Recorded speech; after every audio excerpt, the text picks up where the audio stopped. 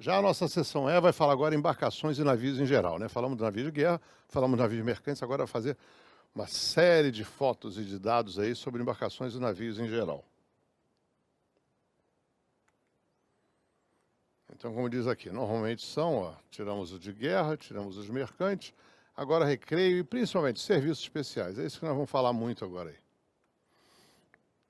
Embarcações de recreio, são aquelas que a gente usa para recreio, para essas corridas de lancha aqui, para o passeio, né, com amigos nas lanchas, os saveiros, ou seja, são normalmente propriedade particular e pode ser embarcações de cruzeiro ou embarcações de regata, aquelas que usam velocidade. Navios e embarcações de serviços especiais, como navios de salvamento. Esse é o primeiro deles, é a aparelhagem especial. Aqui nós vemos um rebocador Tritão. Mas no Brasil nós temos também corvetas classe Imperial Marinheiro, que também são usadas para esse salvamento, tá? Então, a aparelhagem especial para reparo e salvamento. Aqui é um rebocador de alto mar, chamado RIBAM, rebocador de alto mar. Outro tipo, navios de cabo submarino, é aquele empregado na instalação e recuperação ou reposição de cabos submarinos, tá? Ele vai passando, esse aqui normalmente trabalha, esse aqui é até português, né? Mas normalmente trabalha com restrição de manobra, né? E tem algumas regras especiais para eles naquela parte do RIPAM, de esquema de separação de tráfego, etc, etc. Dragas são aquelas que fazem a retirada do assoreamento da terra para fazer um canal varrido, um canal mais profundo para os navios passarem, né? Então elas tiram o material do fundo em portos, rios e canais de pequena profundidade. Para fundos de areia ou de lamas, podem ser usadas até dragas de sucção ou de escavação. Daqui é uma de escavação, um exemplo aqui, né? E pode ser usada propulsão mecânica ou sem propulsão, e pode ter porão, ou se fazer acompanhar de um lameiro ou batelão. Lameiro ou batelão seria aquele que você retira, isso aqui é tudo uma draga só, mas você retira, aqui do lado teria um batelão que ia recebendo tudo que você retira, e esse batelão é levado para a área de desova para jogar essa terra, essa lama em outro local. Rebocadores, agora não são de alto mar, são rebocadores de porto, né? São pequenos navios de grande robustez, alta potência, máquina e boa mobilidade, não precisamos entrar em muitos detalhes, porque tem a aula de rebocadores, a matéria de rebocadores, que vai esgotar esse assunto aí. Destinado prioritariamente ao reboque, mas podendo até prestar outros socorros, combate a incêndio, como está vendo esse daqui, serviço de esgoto, usando bombas para tirar água de algum local, etc, etc. Pode ser rebocador de alto mar ou rebocador de porto. Esse aqui é o de porto. Nós vimos antes a foto do rebocador de alto mar, daquele navio de salvamento. Quebra-gelos, o nome está dizendo, exatamente usado na Marinha não tem, na Marinha do Brasil, né? Mas eles têm capacidade grande de ir navegando e abrindo espaço para outros navios indo atrás, né? Navios mercantes que vai abrindo espaço dentro do gelo. É uma draga para o gelo, né? Barcas destinam seu transporte marítimo, tá? De pessoas e de veículos. Uma baía, como tem no Rio de Janeiro, tem em São Paulo, lá em Santos também, né? Para ir para o Guarujá. Embarcações de prático, vamos ver muito isso na Normand 12, que você tem essa enxárcia aqui em cima, né? E ela segue várias determinações pela Normand 12 e também algumas características especiais, vão ver lá no RIPAM. Então é para transporte dos práticos, né? Para levar o prático para o navio ou trazê-lo do navio para a terra. Embarcações de porto, são todas as outras lanchinhas que são usadas para serviços gerais no porto. Então, são embarcações que executam serviços normais de porto, fiscalização, política, recolhimento de lixo, etc, etc, né? Não são construídas, né, para navegação no mar, são sempre para águas protegidas aí. Não é permitido sair nem nada, ou seja, é sempre usada para os serviços gerais no porto aí. Agora, quanto ao material de construção do casco, que ele fala aqui, que é esse item B, nós vamos ver, ó, embarcações de madeira, como a gente já sabe, são aquelas todas construídas de madeira mesmo, que normalmente é usada em águas interiores, né, no rio. Tem algumas que vão até para o mar, né? A gente vê jangada feita de madeira, 50 milhas da costa, mas normalmente eles são utilizados para águas interiores, aí saveiros, barcos de pesca, ou transporte de pessoal, como tem muito na Amazônia, etc. Olha, as partes superestruturais do casco, é a quilha, roda de proa, cadastre, caverna, ou seja, aquela parte primária, né, de todo ele, forro interior, forro dos pavimentos, são todos de madeira. Pouco empregada para a construção de navios de grande porte. Os navios de grande porte usam aço mesmo, né? É usado para embarcações pequenas, até de pesca fluvial, de recreio, etc, etc. Se destinado a serviços em lugares que não lhes permitem facilidades de docagem, tem normalmente, interessante isso aqui, a carena, né, toda a obra viva, revestida por umas folhas de cobre e algumas vezes de zinco. Isso aí tem por fim proteger o forro da madeira, o forro de madeira, contra a aderência de moluscos, vegetação marinha e ação do gusano, como está no nosso arte naval. Então, aqui uma fotozinha do que seria o gusano, esse animalzinho aí que gruda também na madeira, se alimenta do que fica grudado na madeira. Então, para proteger isso aí, as folhas de cobre e de zinco. Navios de ferro, de aço, etc. O navio de ferro, o casco é todo construído de peças de ferro. Ele foi um estágio intermediário na transição de navios de madeira, que eram as antigas caravelas, etc., né, para os navios de aço de hoje em dia. Entretanto, a grande maioria dos navios é de aço, pois esse é mais resistente que o ferro. Então, hoje em dia, praticamente isso aqui não existe mais. Então, atualmente, com exceção de algumas embarcações pequenas, que são de madeira, quase a totalidade do navio de guerra ou mercante, de vela, tudo é de aço. Temos navios de fibra também, que entra aqui esses de plástico, né? Várias construções do século XX. Atualmente a demanda caiu bastante. Mas nós ainda temos as construções de fibra para lanchinhas pequenas, barco à vela ou embarcações particulares mesmo. Principais vantagens do navio de aço, em comparação com os de madeira, é a economia de peso do casco ou aumento de resistência. Perdão. Fala economia de peso, é isso mesmo. Porque a madeira, para resistir, ela tem que ser grossa. E com isso aí ela tem um peso muito grande. O aço já pode ser construído mais fino, que tem muito mais resistência. E tem muito menos peso. A maior facilidade de construção e de reparo. Lembrando que a quilha dos navios de madeira depende muito de um tronco de árvore contínuo, porque não pode ser emendado. Já no de aço, não. De aço você pode produzir uma quilha de aço bem grande, por isso temos navios compridos hoje aí de 300, 400 metros aí. Porque o aço pode ser soldado também, né? Maior segurança contra o alagamento, menor perigo de incêndio, por motivos óbvios, né? Maior capacidade interior, já que até o chapeamento é mais fino, né? Aumenta o comprimento, o deslocamento quando precisar, pela tecnologia de hoje em dia. Adota quaisquer formas e muito mais durabilidade. Já a desvantagens é a embarcação produzida pelo magnetismo do casco, né? A perturbação do magnetismo do casco sobre agulhas magnéticas é inevitável. Mas você faz algumas compensações, como vê isso nas aulas de navegação, e bota metais amagnéticos ou diamagnéticos, e o uso de agulhas giroscópicas também para evitar, mas ela afeta muito as bússolas, né, do navio. Outra desvantagem, como são de aço, né, são navios muito quentes. Você precisa de um sistema de ventilação ou de refrigeração, ar-condicionado, para poder permitir alguém morar dentro de uma casa de aço, né? O que não tinha tanto na madeira, né? E corrosões e incrustações na carena são diminuídas com pinturas e docagem, mas tem muita aderência de craca, né? De aderência de incrustações, etc., que perturba o navio, causa cavitação, causa problemas de vibração, etc. Já o navio de ferro-cimento, que tem ainda no arte naval, teve nas duas guerras mundiais, teve até uso, mas hoje em dia está em desuso, não se vê mais. Quanto ao sistema de propulsão, vamos ver. Navios de vela ou veleiro são aqueles que são propulsionados pela ação do vento, né? Há veleiros que dispõem um motorzinho de pequena potência para entrar ou sair do iate, né? Ou, no caso de uma calmaria, para entrada, sair dos portos, uma calmaria, mas a maioria se funciona apenas com as velas mesmo. Já o de propulsão mecânica, eles possuem motores ou máquinas, né? Máquina de alternativas, os motores a diesel, etc. Então, é uma engenharia mecânica. A propulsão fornecida por motores ou máquinas transmite o movimento de rotação a linhas de eixo e que tem um hélice na ponta. É o que mais, é a grande maioria que a gente vê hoje em dia, né?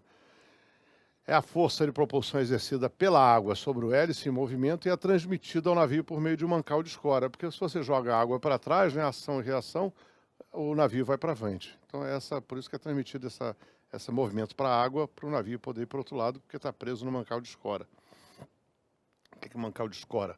O navio está aqui, né, tem o seu mancal e preso aqui no eixo. O eixo está preso no mancal de escora. Então, quando ele gira aqui e joga a água para trás, a reação é levar o navio para frente. Como o hélice está preso no mancal de escora que está preso no navio, o navio todo vai para frente. Né? Ocasionalmente, contra navios de rodas laterais, até como aquela do Mississippi, aquelas americanas e tal, em vez de hélice para navegação. Mas é uma coisa muito rara essa propulsão lateral de um navio de propulsão mecânica. Máquinas a vapor. Caldeiras, máquinas alternativas e turbinas a vapor. Nos navios a vapor, a instalação propulsora pode ser dividida em duas partes. Caldeiras, que produzem vapor. Vou falar da caldeira rapidamente, porque quando a gente vê até nos filmes ou em alguns lugares, como tem lá em Bento Gonçalves, lá no sul, tem um passeio numa Maria Fumaça, né? Então aquele trem que tem a pessoa aqui, as rodas aqui. O que acontece? Essa Maria Fumaça, ela recebe água, né, do tanque d'água e queima carvão ou madeira no seu tanque aqui. Esse vapor, vira vapor, produzido, vai para as rodas e faz girar as rodas. Mas o que termina o vapor, que é aquela fumaça toda, é perdida na atmosfera. Por isso chama Maria Fumaça. Porque o produto, o vapor, que depois que faz girar as rodas, aquele vapor é jogado e é perdido. Então aquela água que foi convertida em vapor foi toda perdida. O que nós temos nas nossas caldeiras hoje é que você tem a caldeira e está cheio d'água. Você aquece o óleo aqui embaixo, essa caldeira vira vapor, esse vapor passa na turbina, que gira o eixo, que gira o hélice. Mas aí depois esse vapor passa numa unidade chamada condensador, que transforma novamente em água, e essa água é jogada para cá, cria um ciclo fechado. É claro que tem sempre uma perda, que é reposta pela água de reserva, mas quando a gente fala de caldeira, pretende dizer que tem um ciclo fechado de manutenção da água ali dentro. Tá? Então, apagando aqui, vamos agora dizer o que está escrito. Ó. Pode ser dividido em partes distintas, as caldeiras que produzem o vapor e as máquinas alternativas de turbinas, são outros tipos, né, que utilizam transformando o calor em trabalho. Máquina alternativa é a própria da Maria Fumaça, tá? Esse é um tipo de máquina alternativa. Nas caldeiras queima-se quase exclusivamente óleo combustível para poder transformar água em vapor. Só encontrando o carvão em navios muito velhos. Hoje em dia é tudo óleo combustível mesmo.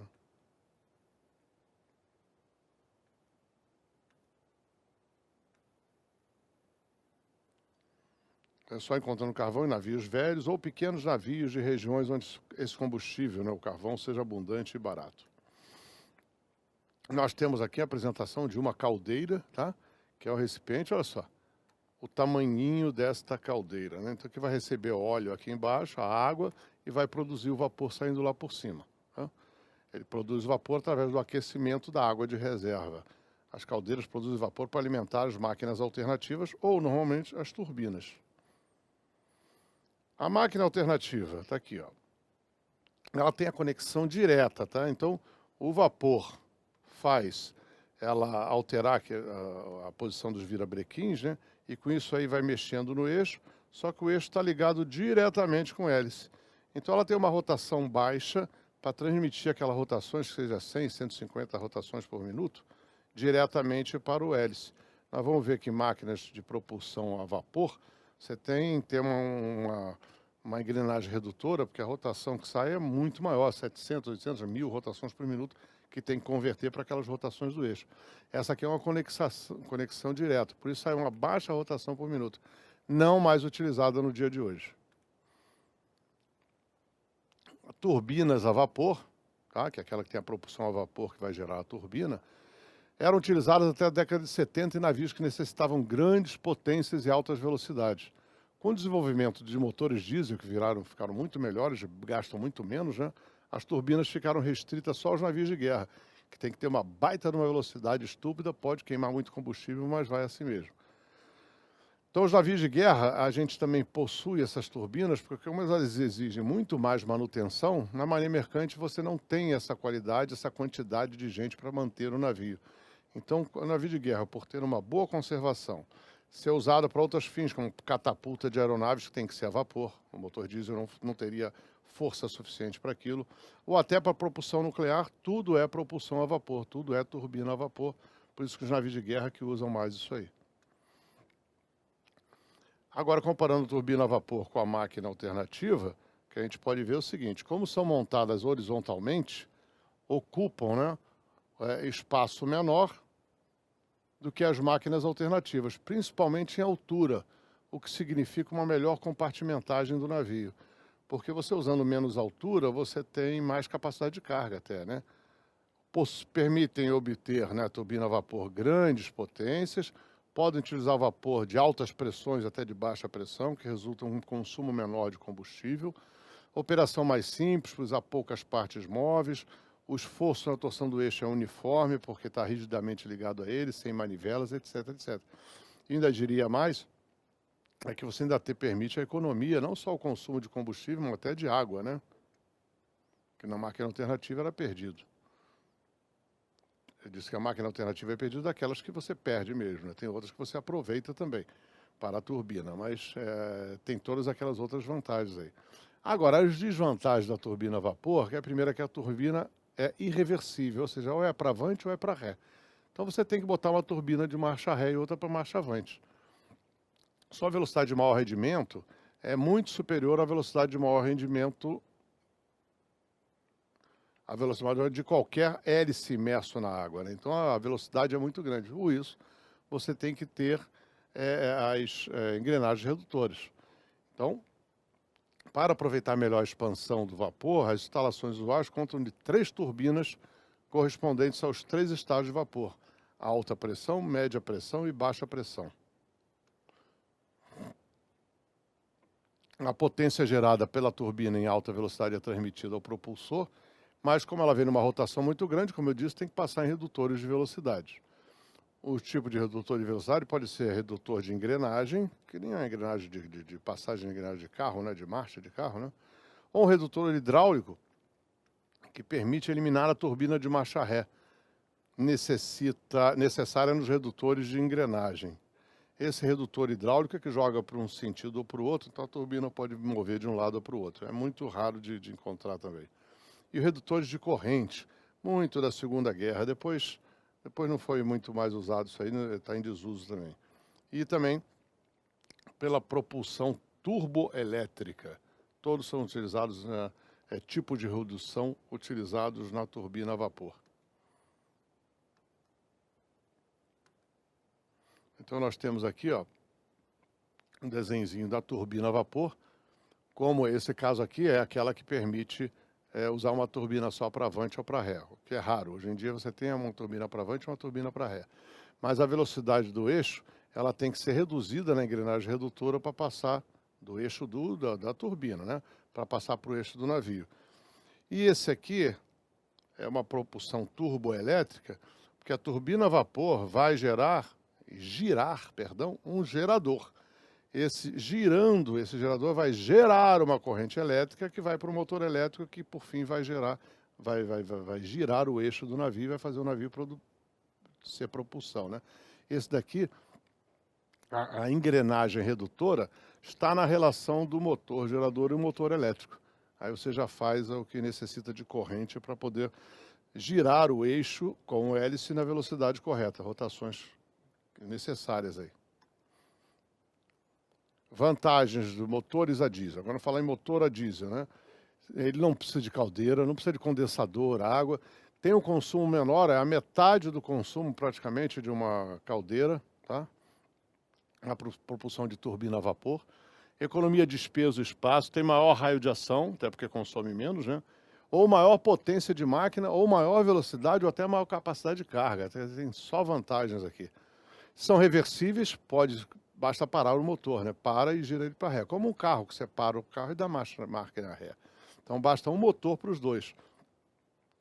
como as máquinas alternativas e desenvolve praticamente a mesma potência na marcha ré que na marcha avante, contra 50% da marcha ré nas turbinas a vapor. Esse é um dado muito bom para uma prova, né? Durante as estadias no porto, né, o consumo dos motores é nulo, enquanto que as caldeiras devem ser mantidas sob pressão acesa. O motor não. Você desliga o motor como desliga o motor de um carro. Aí você precisa de energia elétrica, que é gerada pelo motor, usa energia de terra lá do cais. Desvantagens. Agora o motor diesel, né, tem a seguinte desvantagem. Primeiro, exigem uma instalação de ar comprimido para partida e injeção de combustível. Então é a grande característica do motor diesel, né? Que às vezes você entra até no navio, na hora da troca de informação entre o comandante e o prático, o comandante diz, eu tenho ar comprimido para dar 6 partidas, 10 partidas, etc.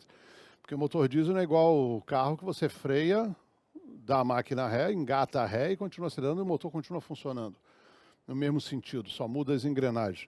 No motor diesel, não. Você tem que parar a rotação do eixo, que está girando normalmente no sentido direito, e partir o motor no sentido oposto. Então, precisa de uma instalação de ar para cada partida de máquina avante e de máquina ré. Isso é uma grande desvantagem, né?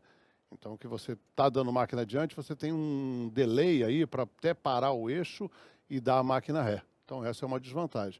Tem o maior custo de instalação. É um motor muito refinado, né? O maior trabalho de manutenção também. Então, isso é uma coisa custosa e eu sei porque eu já gerenciei isso aí. Realmente, os motores diesel exigem uma manutenção muito cuidadosa, né? Inspeção periódica, substituição de peças, e etc, etc. E diz, apesar de consumir um combustível mais barato, que o óleo diesel é até bem barato, ele precisa de um sistema de purificação muito preciso para exatamente tratar aquele óleo e deixá-lo limpo o suficiente para ser usado. Tá? E tem um óleo lubrificante, ele tem que ser totalmente especial, porque ele tem que neutralizar todos os processos negativos que tem no óleo diesel. Então, quer dizer, você tem que ter um sistema todo de purificação e ainda consumir um óleo lubrificante totalmente especial. Então, essas são as desvantagens do motor diesel. Agora fala, instalações diesel pode ser por propulsão direta, motores de baixa rotação, redutores de engrenagem ou hidráulico, diesel elétrica, tá? Então, ele diz que a corrente contínua está em franco desuso. Essa daqui é que usa muito em submarinos, tá? É diesel elétrica. Então, você tem um motor diesel que vai carregar as baterias para poder usar.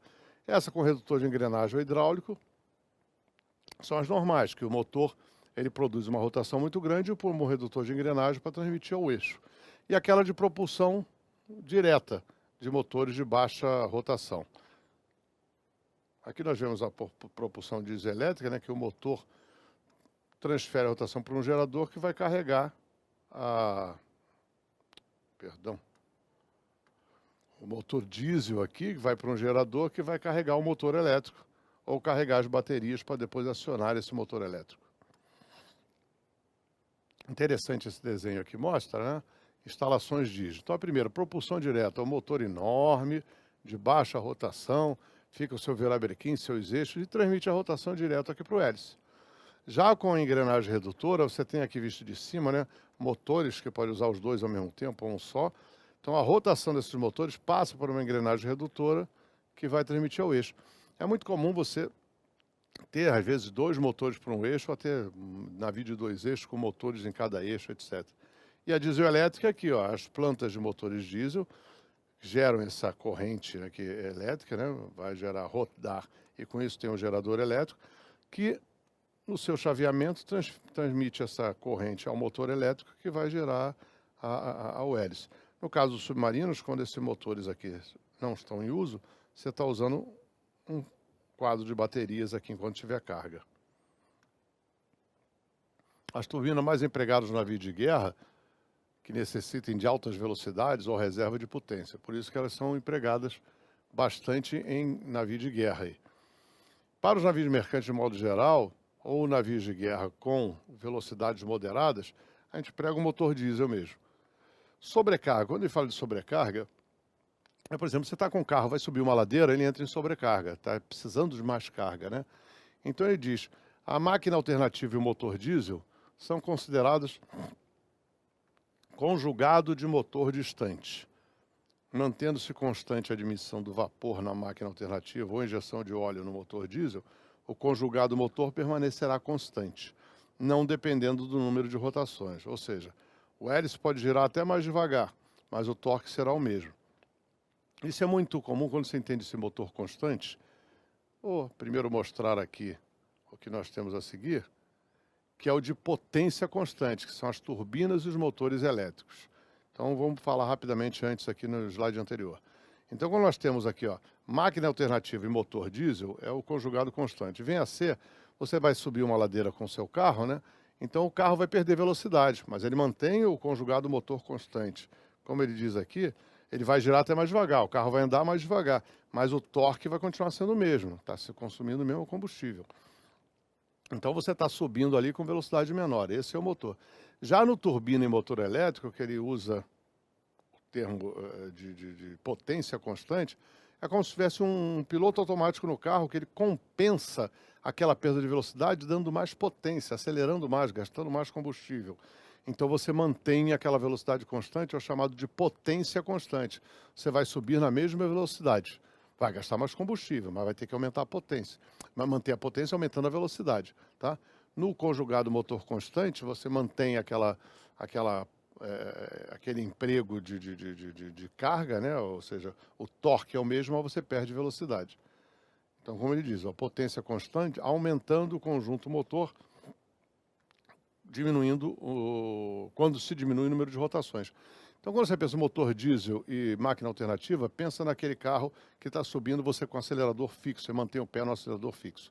Já quando fala de turbina e motor elétrico, pensa que você está com aquele carro com piloto automático que vai aumentar a rotação do motor para manter a velocidade constante, ou seja, manter aquela potência constante, tá? Então, nesse caso, você não consegue diminuir a rotação do hélice sem diminuir a rotação da máquina. Aumento da força no motor quando se reduz a rotação do hélice. Diz aqui no livro, mas essa comparação com o carro aí é mais fácil da gente entender.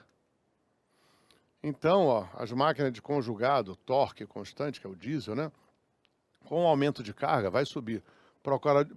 Provoca a diminuição da rotação e, consequentemente, diminui a potência entregue. Nas máquinas de potência constante, turbina, motor elétrico, né? O aumento da carga não provoca uma diminuição da potência entregue pela máquina.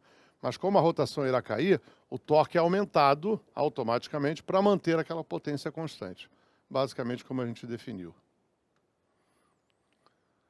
Sobrecarga. Quando for aumentada a resistência à propulsão do navio pelo aumento do deslocamento ou por efeito de onda, você aumentou a resistência, né? Ventos contrários, a perda de velocidade em um navio movido a turbina ou motor elétrico é menor do que seria se fosse com a máquina alternativa ao motor diesel, porque ele tem a potência constante. Ao mesmo tempo, contudo, aumentam, no primeiro caso, né, os esforços no eixo e no propulsor. Daí uma exigência feita para as sociedades classificadoras que o eixo de maior dinâmetro, pás mais fortes, todos em navios de propulsão de turbina ou motor elétrico. Ok?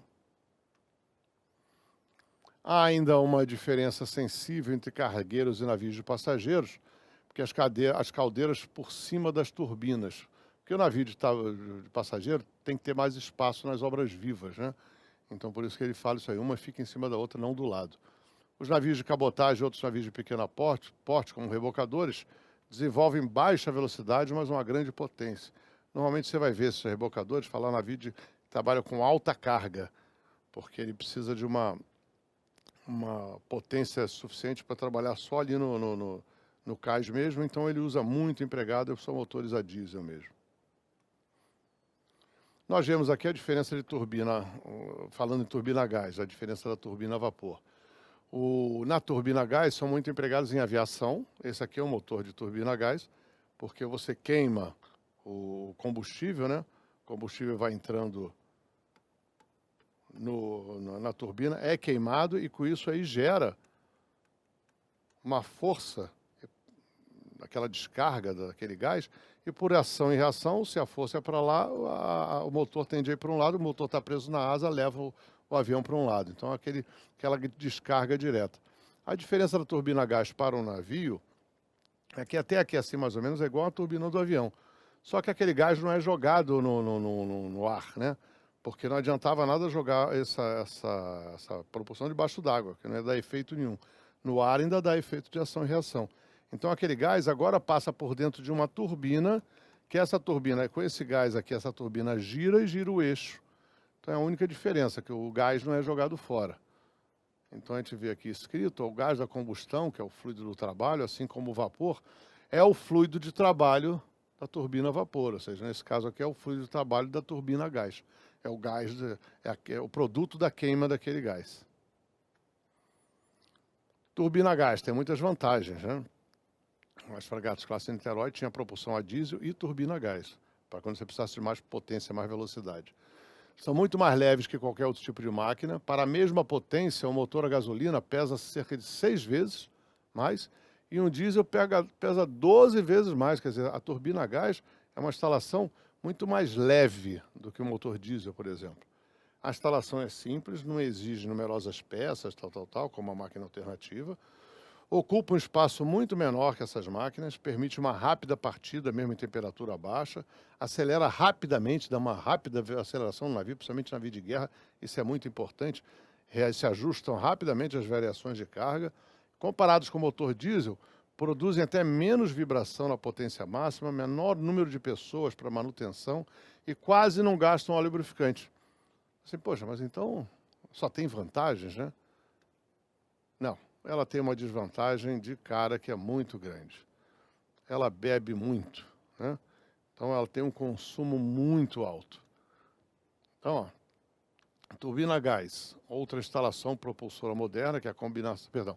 Então ela tem a grande desvantagem que bebe muito. Agora, ela diz o seguinte aqui, outra instalação propulsora é a combinação de um gerador de gás de pistão livre turbina a gás. Essa aqui nós não temos igual aqui na Marinha do Brasil, né?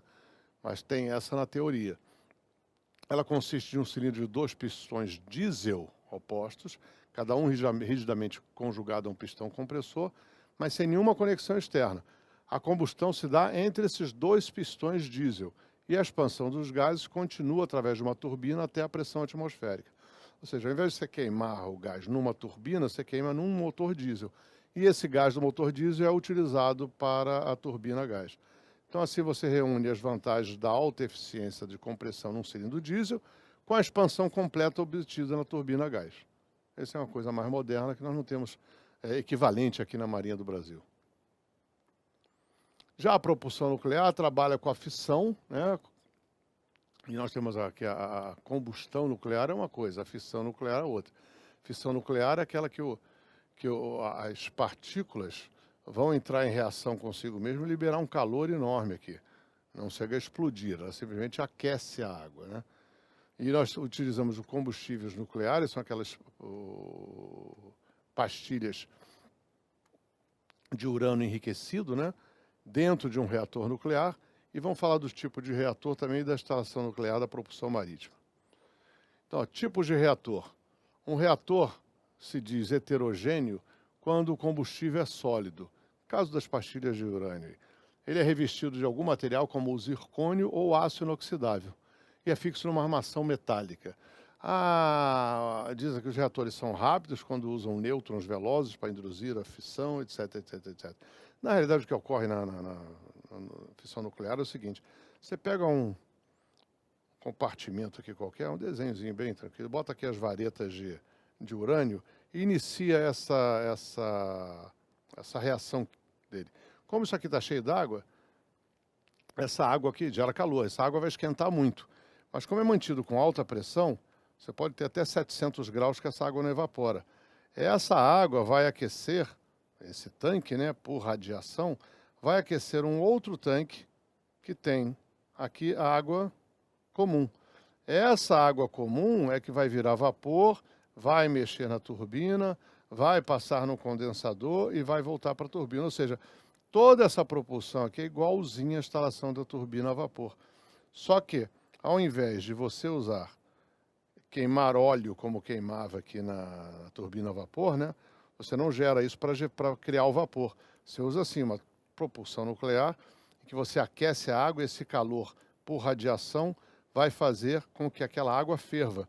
Porque se essa aqui está a 700 graus e não ferve por causa da alta pressão, essa aqui que está na pressão normal, quando esse 700 passa para lá a 200 graus, que se perde muito, mas é o suficiente, mais do que 100 graus, para ferver essa água toda e gerar toda essa propulsão. É assim que se trata a propulsão nuclear. Então aqui tem uma plantazinha, que o reator nuclear vai gerar o calor, vai gerar um vapor, esse vai criar, né, o vapor, essa água quente vai gerar o vapor na turbina, esse vapor vai gerar a turbina, passar em condensador, aqui o condensador, perdão, vai passar no condensador, vai voltar, etc. Aqui é um outro tipo de desenho, com aquele mesmo esquemazinho que nós mostramos no slide anterior. Mas agora, embarcações sem propulsão são movimentadas a reboque e destinam-se em geral a serviços de portos, rios, tal como pontões ou flutuantes, pontões de amarração e fala do gaviete. Né? Pontões ou flutuantes são plataformas flutuantes, normalmente da forma retangular e destinadas a serviços diretos. Aquela chata, praticamente. Pontões de amarração são usados para suspender boias e nessa hora tem os tal dos gavietes na proa. Então a gente vê aqui, se é um pontão de amarração, e isso aqui é um gaviete. Ó. É um guindastezinho, ou seja, esse pontão aqui já deixou a boia vermelha aqui do lado e agora está levando a boia verde para outra posição. E normalmente é rebocado aqui, tá? Não tem propulsão, é levado para o lugar para algum rebocador. Cábrias consistem em um pontão sobre o qual se monta um guindaste, né? Um aparelho de manobra, né? Grandes cábrias contêm até tanque de lastro para modificar o compasso. Elas destinam embarque e desembarque de grandes pesos. São utilizadas também para transporte de grandes pesos ou para retirar do fundo objetos pesados, etc. Então a cabra é uma coisa assim, é um batelão, ou seja, um flutuante aqui com um grande guindaste em cima. Batelão, saveiro ou alvarenga são embarcações menores, né? Robustas de ferro, tal. São empregadas para desembarque e transporte de carga nos portos. Podem ser abertas ou cobertas. O batelão desse você pode levar munição para o navio, pode levar óleo, combustível. Tá? Então serve para tudo isso. E lameiro é usado direto para onde tem dragagem, né? Embarcações com caixa de ar nas extremidades e porta no fundo para levar a lama. Essas portas no fundo, ela junta a quilha mesmo, que ela enche de lama aqui. Quando chega no local, basta abrir essas portas lá do fundo que a lama cai no local de desova da dragagem dos portos. Então nós temos aqui um batelão desse aqui, saveiro, avarenga, e aqui nós temos uma draga qualquer, tá? E joga nesse lameiro. Esse lameiro vai embora, que é um naviozinho, vai lá para o ponto de descarga, abre as portas do fundo e joga toda aquela lama no local devido.